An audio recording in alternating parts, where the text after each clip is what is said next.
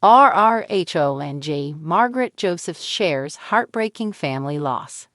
RHONG star Margaret Josephs is sharing a heartbreaking family loss that has shattered her to pieces. She is very tight with those she loves and lets into her circle. So when this happened, it rocked her whole world. What tragedy is she mourning? Keep reading for more details. RRHONG Margaret Josephs shares heartbreaking family loss. Jackie Goldschneider may have left Margaret Joseph's inner circle, but the ones who are there stay for a very long time. She has her devoted and beloved housekeeper, Marlene, who fans adore. Then there is Lexi Barbuto, her creative director and assistant. When Lexi needed it, Margaret and her husband, Joe Benigno, welcomed her into their home with open arms as well as her young son.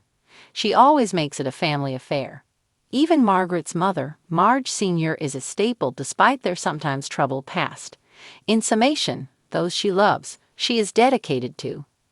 When her first husband, Jan Josephs, passed away, it was a crushing blow for Margaret. Though things did not end the way that they should have, they raised a family together, and it was still devastating. Now, the RHONG star is dealing with another heartbreak and having to say goodbye to a love that has meant more to her than she could have ever imagined. Margaret shared via Instagram that her precious pooch, Bella, stepped over the rainbow bridge. Bella was a rescue pup, but stole the hearts of everyone that she came in contact with. Margaret Josephs shared a series of snaps of her and Bella, as well as the sweet pooch with her husband and her mother. In most of them, she was wearing a pink sweater plus she could be seen snoozing away. Immediately, Bravalebs chimed in with condolences. Rachel Fuda, love you so much Marge, thinking of you all. Dorinda Medley, oh no, this is terrible, I'm so sorry. Melissa Gorga, I'm so sorry Marge. I know how much you loved that baby. A tough season. Margaret Josephs is dealing with a tough season on RHONG. She was very close to Jackie Goldschneider, who has since become best friends with Teresa Giudice. However, Teresa wants to use this friendship solely to expose Margaret and what she deems her evil ways. Teresa also believes that Margaret is obsessed with her, but the feeling is mutual. This is going to be interesting to see how it plays out, but at least Margaret had Bella all through filming. Margaret Josephs sat on the plush sectional of her Montclair home, the winter sun casting a warm glow over her chic living room. The cameras were rolling, but today, Margaret felt the weight of the lens like never before. The Queen of Pigtails and Prosecco was known for her quick wit and endless resilience, but this season had tested her in ways even she hadn't anticipated. It's just a lot, Margaret admitted, her voice trembling. Her hands gripped a mug of coffee as if it were her lifeline. Her usual sharp eyeliner was softer today, her signature bold lip replaced by a subtle gloss. She looked at the producer seated across from her. I'm not sure I can talk about it without breaking down. The producer nodded gently, giving Margaret the space she needed. She took a deep breath. This summer my mother, Marge Sr., fell ill unexpectedly, Margaret began. The words hung in the air, heavy and unspoken until now. She's been my rock for as long as I can remember. Larger than life, always the life of the party. But seeing her like that, so fragile, was unbearable. Margaret's voice cracked, and she reached for a tissue. As the scene unfolded, viewers would later witness a side of her they rarely saw.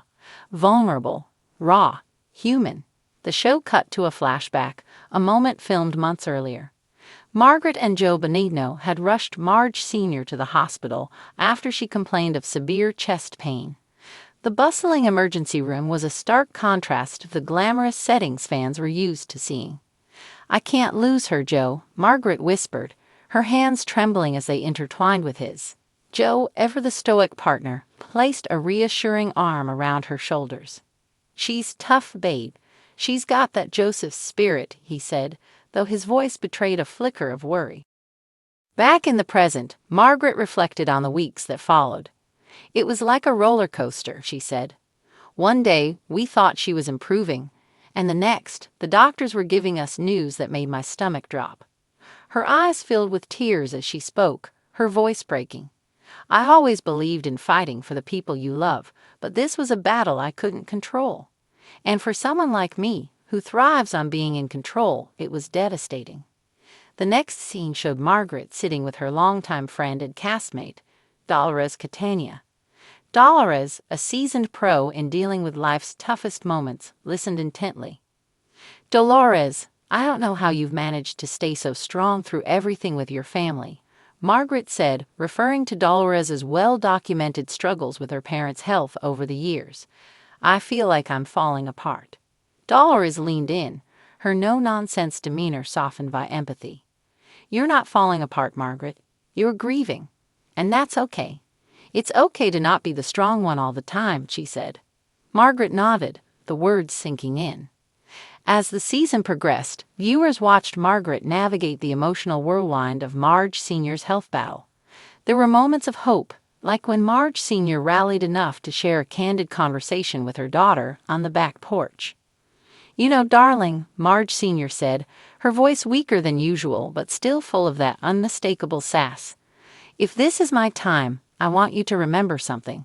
"Don't even say that," Margaret interrupted, tears streaming down her face. "No, listen to me," Marge Sr. insisted, taking her daughter's hand. "You've built an incredible life, and I couldn't be prouder. But you need to remember to slow down and enjoy it. Life is too short to spend it all fighting battles that don't matter." When Marge Sr. passed away a few weeks later, it left an indelible mark on Margaret. The funeral was a modest but heartfelt affair, attended by family, close friends, and a few castmates. Teresa Giudice and Jennifer Aydin stood on opposite sides of the room, their ongoing feud momentarily paused out of respect for Margaret. Jackie Goldschneider and Melissa Gorga sat beside her, offering quiet support. Even Danielle Cabral, with whom Margaret had shared a tumultuous relationship, sent a heartfelt arrangement of flowers. In her eulogy, Margaret spoke through tears. "My mother was the original Marge," she said, her voice steady despite the grief.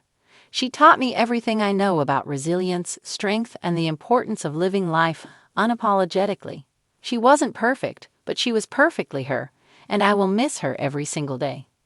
The season finale of The Real Housewives of New Jersey captured Margaret visiting Marge Sr.'s favorite spot in Montclair, a quaint cafe where they used to sit and gossip over lattes.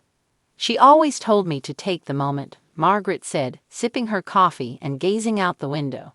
"And that's what I'm trying to do now. Take the moment, appreciate the people I love, and honor her memory by living a life that makes her proud." The camera panned to a framed photo of Marge Sr. that Margaret had placed on the cafe table, a silent tribute to a woman who had left an indelible mark on her life. In the reunion episode, hosted by Andy Cohen, the cast rallied around Margaret as she reflected on the season. "Margaret, you've always been such a strong presence on this show," Andy said. "How has this experience changed you?"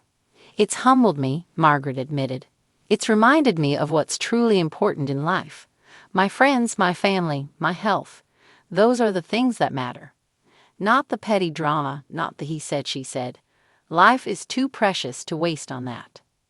The cast nodded in agreement, a rare moment of unity among the RHONG crew. Margaret's journey through grief became one of the most talked-about storylines of the season. Fans flooded her social media with messages of support, sharing their own stories of loss and resilience. "Thank you for sharing this side of your life," one fan commented. "It's a reminder that even our favorite housewives are human, just like us." Margaret responded with her characteristic warmth. "Thank you for the love and support," she wrote. "This season was tough, but it's also been a reminder of how connected we all are. My mother always said, we're all in this together, and I believe that now more than ever." As the credits rolled on the season finale, a touching tribute appeared on the screen. "In loving memory of Marge Sr., the original queen of pigtails and Prosecco." Margaret's journey through heartbreak and healing became a testament to the strength of the human spirit, and a reminder that even in the darkest times, love and connection can light the way. Would you like to adjust or expand on any specific part of the story?